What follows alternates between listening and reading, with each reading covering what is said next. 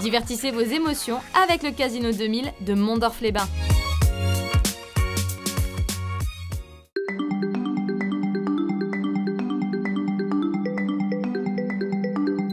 Bonjour à toutes et à tous, ravi de vous retrouver dans cette nouvelle boîte à malice. C'est parti pour 26 minutes de culture et plus encore, avec au programme une invitation au voyage avec la créatrice bijoutière Noémie Gotti. Elle est messine et elle nous fera découvrir sa première collection Éclosion. Notre invitée Isabelle Debuchy nous présentera le tout nouveau numéro de Luxembourg féminin dans lequel il est notamment question de neurosciences et d'objets nomades. Nous irons faire un tour au Frac Lorraine pour y décrypter une œuvre d'art. Découvrirons la sélection de BD pour la jeunesse de Séverine et tenterons de reproduire les tours de magie de Tom et le Lord.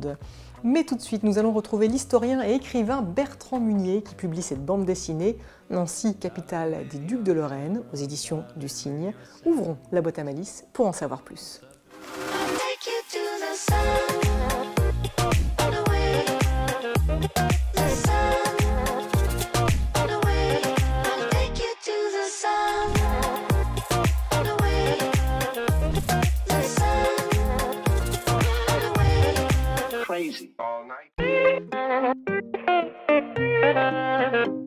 Bertrand Munier, bonjour. Bonjour Alicia. Merci beaucoup d'être ici aujourd'hui à mes côtés. Nous sommes à la librairie Isler-Even à Metz qui nous fait la gentillesse de nous accueillir. Et si nous sommes dans ce joli cadre, c'est que nous allons parler livres avec vous et qui plus est bande dessinée.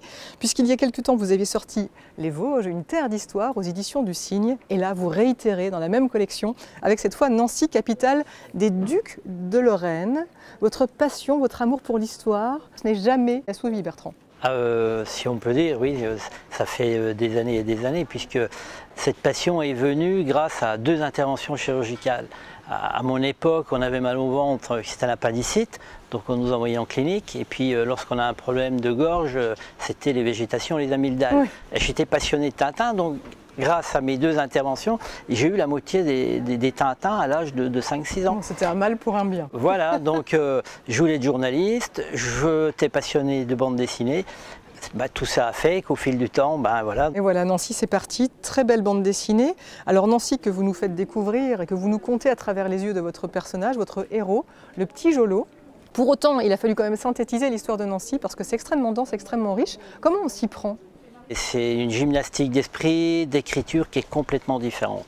Donc déjà, il faut être historien. Il faut toujours rester, avoir à l'esprit que c'est ludique, c'est mes 2 mots, ludique et didactique. Exactement. Il faut, comme tu disais précédemment, il faut synthétiser. Oui. Et tout en sachant que Nancy n'est pas une ville qui se perd dans la nuit des temps, hein. C'est une ville qui a été créée au XIe siècle. Oui. Mais il s'est passé tellement de choses. Donc 7 siècles de duché sous l'emprise des ducs, et puis après de tout raconter jusqu'à nos jours. Parce que en fin de compte, cette BD, elle est intemporelle. Oui. Donc elle sort aujourd'hui, mais on peut la lire l'année prochaine, dans 10 ans, ça ne bougera pas. Exactement. Et c'est vrai que ça fourmille d'anecdotes, comme par exemple, on apprend à quel point le décès de Charlotte Téméraire, en 1477, on apprend combien cette date, elle est capitale justement pour l'histoire de Nancy. Qu'elle a fondé en quelque sorte aussi peut-être Nancy, on peut le dire, ça a changé le cours de son histoire. À cette époque, oui, parce que donc à un moment donné, donc le duc de Bourgogne veut conquérir Nancy, parce que lui, donc il a ce duché de Bourgogne, et puis ça lui permet d'avoir une passerelle pour aller vers Trèves. Et puis là, heureusement qu'il y a le duc René, lui, qui est tout jeune, mais qui va faire opposition, et c'est à partir de là que vraiment Nancy va prendre quelque chose de considérable. Parmi les anecdotes également, on a bien sûr toute l'histoire qui est relative à Stanislas. Mis à part l'historien, hein, vraiment, et puis les férus d'histoire, c'est que l'énoncéen, je ne vais pas dire l'ancien lambda pratiquement, ne connaît pas l'histoire de Nancy. Et tout est focalisé autour de Stanislas. Parce qu'il y a la place Stanislas, c'est magnifique, et puis il y a quand même eu plusieurs ducs avant. Bien sûr, hein, d'ailleurs il n'arrive qu'à la moitié de la bande dessinée. Hein, voilà, c'est ça, donc, mais tout est focalisé, et puis après on ne sait pas ce qui s'est passé avant, oui. Et puis après la mort de Stanislas en 1766, quand donc le duché de Lorraine va intégrer le royaume de France, là c'est pareil, c'est l'entonnoir, on ne sait pas trop. Oui. Donc voilà, bien sûr, Stanislas a une place prépondérante, évidemment. Il y aurait une anecdote en particulier que vous auriez envie de nous raconter par rapport justement à cette histoire de Nancy? Là, tu parlais de la bataille de Nancy, donc qui a fondé, je veux dire, un peu un peu Nancy, hein. C'est le fameux diamant qui a été découvert, le Florentin. Lors de cette fameuse bataille, le duc de Bourgogne, il y avait toujours un diamant autour du cou. Et ce diamant, il est considéré comme les joailliers le plus important et qui a la plus grande valeur au monde. Alors il y a eu plein d'histoires autour de ce diamant qui a existé. Il serait passé entre les mains de la reine d'Angleterre. Voilà, il serait passé, Hitler aurait voulu l'avoir, il serait aujourd'hui, il aurait parti aux États-Unis, et en fin de compte, c'est un garde, un militaire durant cette bataille qui l'a ramassé, il croyait que c'était un morceau, un vague morceau de verre, et qu'il l'a donné à un curé de Nancy, qui lui l'a donné à sa hiérarchie comme cadeau. Et après, on s'est avéré que c'était le plus gros et le plus beau diamant au monde, et qui fait toujours fantasmer les joailliers. Et parmi les anecdotes également que j'ai pu découvrir, c'est la raison pour laquelle on appelle également à Nancy le quartier, le faubourg des Trois Maisons. Charles III a fait ce qu'on appelle la ville nouvelle. Donc c'était un village, et tous ces gens de ce faubourg, on les a déplacés pour les faire intégrer. C'est ce qu'on appelle aujourd'hui le nouveau Nancy. Et on a laissé 3 maisons, d'où cette appellation, le faubourg des Trois Maisons. C'est vrai que c'est un ouvrage assez incroyable, hyper riche en anecdotes. Une bande dessinée, on le disait, que vous signez avec le dessinateur Christophe Carmona. Comment ça se passe avec lui? Est-ce que d'abord vous écrivez en amont, vous faites des échanges, il y a des allers-retours? Comment vous travaillez? Oui, déjà, moi j'écris donc tout le scénario, ce qui est très très vaste. Après, je divise ces cases, soit en texte ou en bulles, ce qu'on appelle des phylactères en BD. Donc après, j'ai fait à peu près 500-600 photos sur mon site. J'ai une photothèque qui est immense, aussi d'archives, de 2500 biographies dans tous les domaines sur Nancy. Et puis après, j'envoie au dessinateur. Et après, c'est toujours moi qui donne le feu vert. Donc si ça marche, ça va bien. Si ça ne va pas, c'est moi qui prends. Donc à la suite, ça part chez la coloriste. C'est un travail d'équipe. Combien de mois, peut-être d'années de travail? Alors la BD, elle a mis entre 1 an et 2 ans, mais l'histoire, ça fait 14 ans que je suis un peu sur l'histoire de Nancy. Bon, pour terminer, nous sommes à quelques jours de Noël. Convainc-moi, convainc les téléspectateurs d'acheter cette bande dessinée. 3 arguments. C'est la première bande dessinée. La première et unique qui raconte toute l'histoire de Nancy, de sa jeunesse, donc du XIe siècle à aujourd'hui. Rien que ça suffirait à convaincre. Voilà, donc, mais on veut quand même 2 autres arguments. C'est une BD en plus, il faut voir, donc, qui est tout en couleur, qui est vraiment magnifique. Hein. Les dessins sont d'une véracité vraiment incroyable. Toutes les personnes qui ont cette BD comme toi entre les mains disent mais on a l'impression de toucher des photos. Et c'est vraiment c'est à portée de tout le monde. Oui. Il y a beaucoup de textes, il y a beaucoup d'anecdotes, donc c'est l'histoire de Nancy. Et ce que je te disais, c'est vraiment ludique et didactique. Merci beaucoup Bertrand. Merci. C'est moi Laïcia qui te remercie. Nancy, capitale des Ducs de Lorraine, c'est aux éditions du Cygne. L'écrivain Bertrand Munier, dont il faut savoir que la première bande dessinée consacrée aux Vosges s'est écoulée à plus de 14 000 exemplaires, et on lui souhaite le même succès avec celle consacrée à Nancy. Dans notre boîte à idées, aujourd'hui, on trouve également une furieuse envie de retourner au théâtre. On ne sait pas si ça sera encore possible, mais en tout cas, pour le moment, le Nest Théâtre de Thionville projette de vous accueillir à partir du 15 décembre pour un seul en scène, Seras-tu là, porté par le comédien Solal Bouloudnine. Un spectacle universel, furieusement drôle, sur le difficile métier de grandir et sur l'amour qu'il porte à Michel Berger. Rendez-vous du 15 au 19 décembre. Et sachez que si vous ne pouvez pas vous déplacer, eh bien le Nest vous propose également 36 histoires qui ont été écrites par des auteurs, autrices de France, de Martinique, du Québec, de la Réunion, des histoires dont vous allez pouvoir profiter par téléphone. Comment faire? Alors c'est tout simple, vous passez un coup de fil aux numéros qui sont inscrits à l'écran, vous réservez une date, un horaire, et on va vous appeler et vous conter pendant 8 minutes une histoire à la fois merveilleuse, peut-être drôle, peut-être émouvante. En tout cas, c'est une belle aventure qui s'offre à vous. Ça serait dommage de ne pas en profiter. Allez faire un tour sur le site du Nest pour avoir davantage d'informations. Dans notre boîte à idées également, on retrouve des conseils en matière de bande dessinée. Alors, on a déjà parlé de celle de Bertrand Munier, mais Séverine a dégoté pour nous aussi une sélection entièrement consacrée à la jeunesse.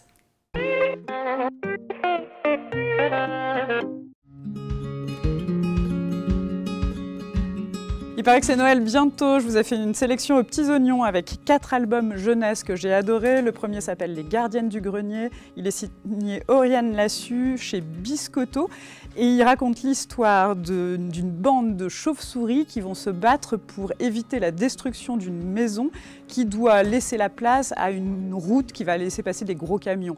On apprend des choses sur les chauves-souris, c'est amusant, c'est très coloré, très rythmé, je le conseille à partir de 8 ans.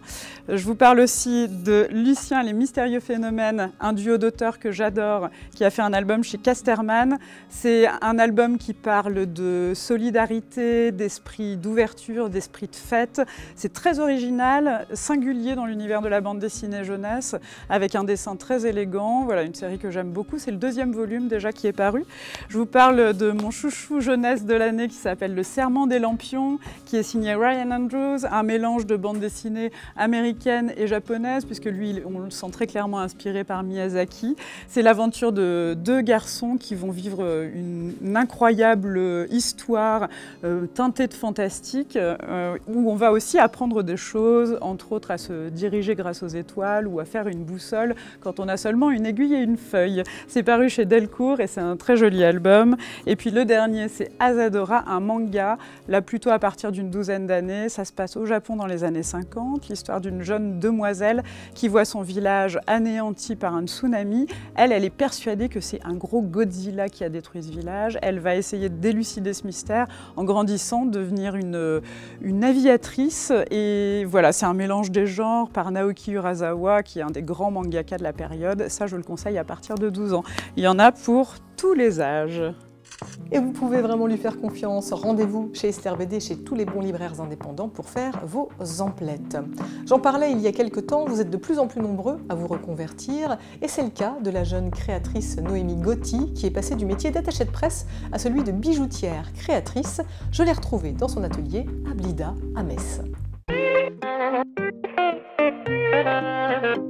Alors, là, je suis en train de travailler donc actuellement sur un projet de couronne qui est inspiré en fait de la culture latino-américaine, du Mexique en particulier. Car le Mexique est un pays que la jeune bijoutière créatrice Noémie Gotti aime particulièrement pour la provocation, l'humour et la force vitale qui en émanent.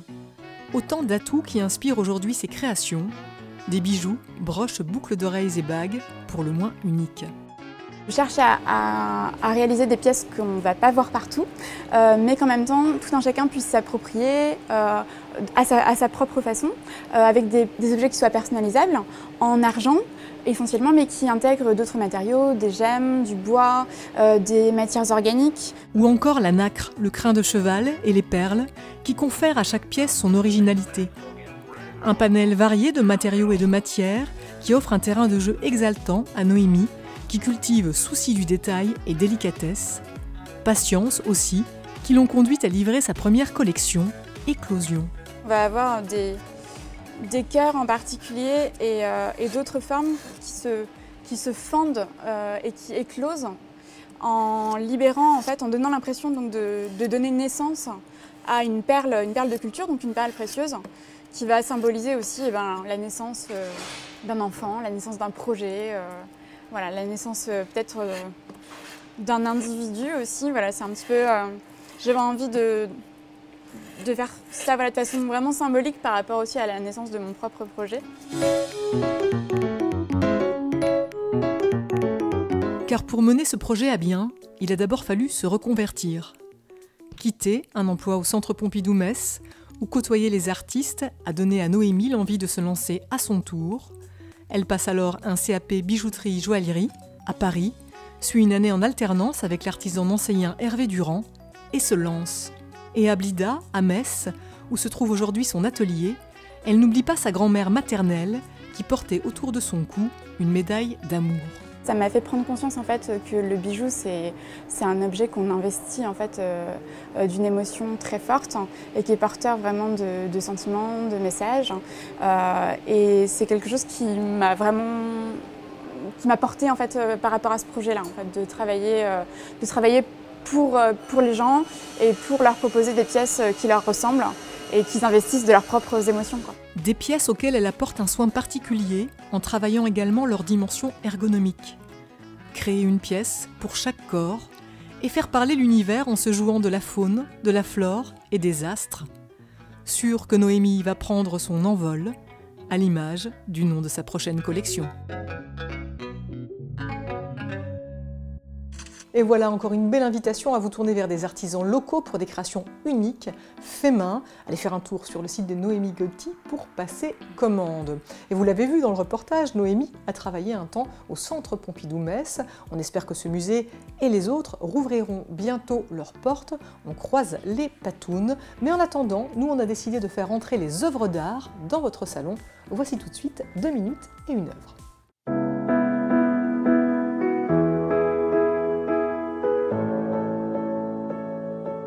On est au 49 Nord 6 Est Frac-Lorraine dans l'exposition de Céline Condorelli intitulée 2 ans de vacances. Céline Condorelli a travaillé dans cette exposition sur l'articulation entre temps de travail et temps de loisirs. Et dans cet espace ici, elle s'intéresse plus aux frontières, aux limites entre ce type d'espace. On se déplace dans cette salle sur une superposition de terrains de jeu. On a donc des marquages au sol correspondant au sport au basketball, au volleyball, au handball, au badminton et à la pétanque, avec à côté des dates qui sont inscrites au sol. Ces dates sont celles à partir desquelles les femmes ont eu accès à ces jeux, ont eu le droit de jouer officiellement dans ces disciplines. Et c'est là qu'on se rend compte qu'effectivement ça a été relativement tardif. Alors certains sont plus progressistes comme le basket qui est fin du 19e siècle, mais la pétanque c'est quand même dans les années 70, en 77. C'est le sport qui n'avait pas de couleur officielle donnée par sa fédération, donc l'artiste a choisi de mettre le marquage au sol en rose. Voilà, je vous laisse lire ce que vous voudrez lire. Donc on est effectivement dans cet espace dédié au jeu, mais on n'est pas que au 49 Nord 6 Est, on est aussi un petit peu sur les routes chiliennes avec Lottie Rosenfeld qui fait ses marquages au sol. On est aussi un petit peu dans une prison de Moselle filmée par Brognon-Rollin, ce duo d'artistes qui a filmé donc dans la prison avec des détenus, mais dans le gymnase de la prison. Et on est aussi un petit peu sur un stand de tir avec Lynn Cohen. Donc tous ces univers se mélangent dans cet espace. Le Frac-Lorraine qui devrait rouvrir ses portes le 15 décembre prochain, mais rien n'est encore sûr. En attendant, allez faire un tour sur le site internet qui est apparu sur l'écran. Et puis en attendant, on peut également prendre des nouvelles, par exemple de nos amis luxembourgeois, pourquoi pas, et cela via un magazine Luxembourg féminin. Il est tout chaud, tout neuf, et sa rédactrice en chef est venue m'en parler. Isabelle Debuchy, bonjour. Bonjour Alicia. Merci beaucoup de m'avoir rendu visite. Alors je rappelle aux téléspectateurs que tu es éditrice déléguée de Luxembourg Féminin et coordinatrice de Luxembourg Féminin, Nancy Femmes, Metz Femmes, des magazines que tu viens nous présenter régulièrement dans la boîte à malice. Un mot peut-être, avant de commencer de parler en détail de ce numéro, est-ce que tu peux nous rappeler quelle est la ligne éditoriale de Luxembourg Féminin et de ces magazines en général? Alors Luxembourg Féminin existe depuis une quinzaine d'années. Alors il y a une équipe, moi je travaille en binôme avec les responsables respectifs de Nancy et Metz, donc on a un pôle de rédacteurs effectivement. Voilà, on a des tempos, voilà. Des rubriques qui sont déjà des rubriques définies. Tout à fait. On a de la mode forcément. Alors il y a de la mode qui est quand même le cœur du magazine, de la décoration. Et puis il y a des articles, c'est quand même aussi, ce sont des magazines qui sont vraiment créés autour de rencontres.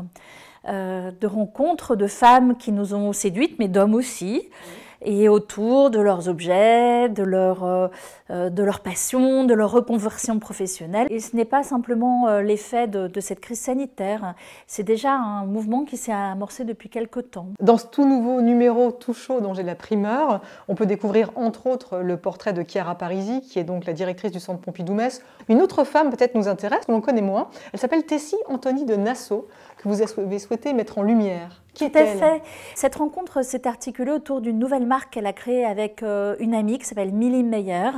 La marque s'appelle Human Highness et c'est une collection de capes qui sont des capes qu'elles ont pensées pour offrir aux femmes la possibilité de porter des capes qui offrent une meilleure version d'elles-mêmes.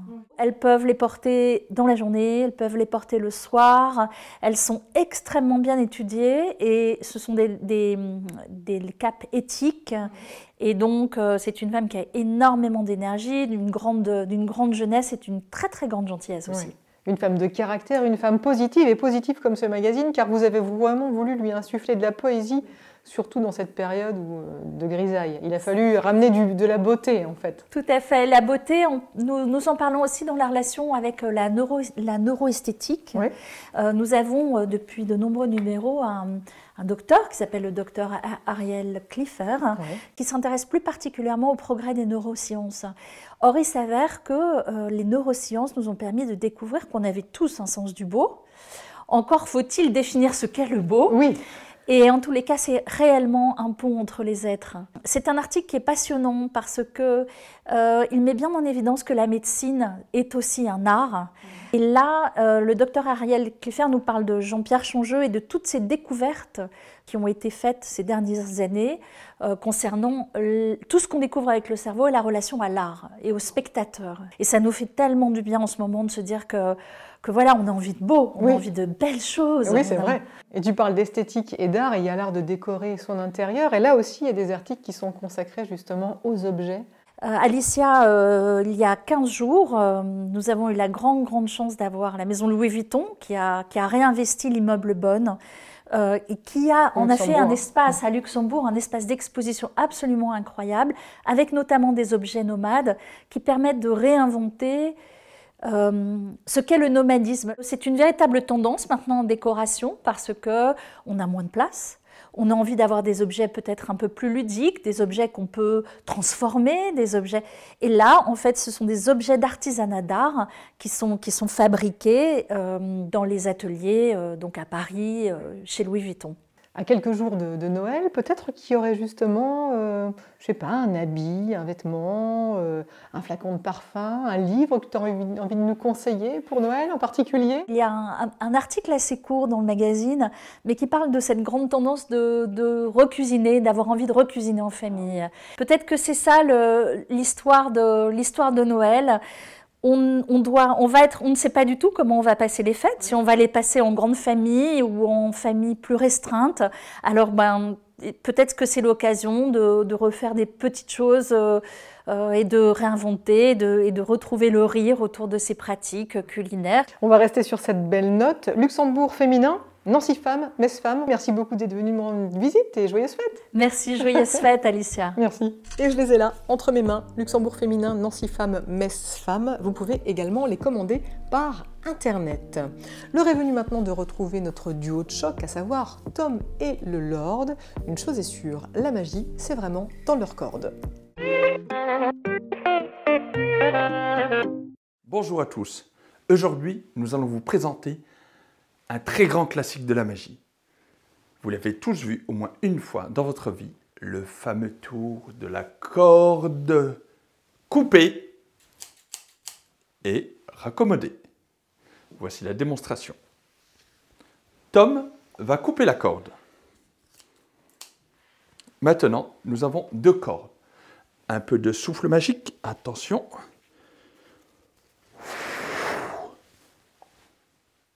Et voilà, réparé. Voici l'explication. Pour effectuer ce tour chez vous, il vous faut non pas une corde, mais deux cordes. Ensuite, il vous faut de la ficelle. Et des ciseaux. Et un poids. Donc voici comment le réaliser. Voici la préparation secrète. La première corde est attachée à des ficelles qui passent directement dans mes manches, comme ceci, qui sont reliées à un contrepoids qui est dans mon dos, ici, que Tom coupera au bon moment. Donc, la corde ici, Tom va la couper et ensuite je la mets entre mes mains et là, il coupera le contrepoids et cette corde partira directement dans mes manches. La seconde corde est préparée de la façon suivante. Vous la mettez dans votre main comme ceci. Vous la placez avec la première corde. Ensuite, vous prenez l'autre extrémité. Et là, on a vraiment l'illusion d'avoir une seule corde entre les mains. Maintenant, voici la démonstration.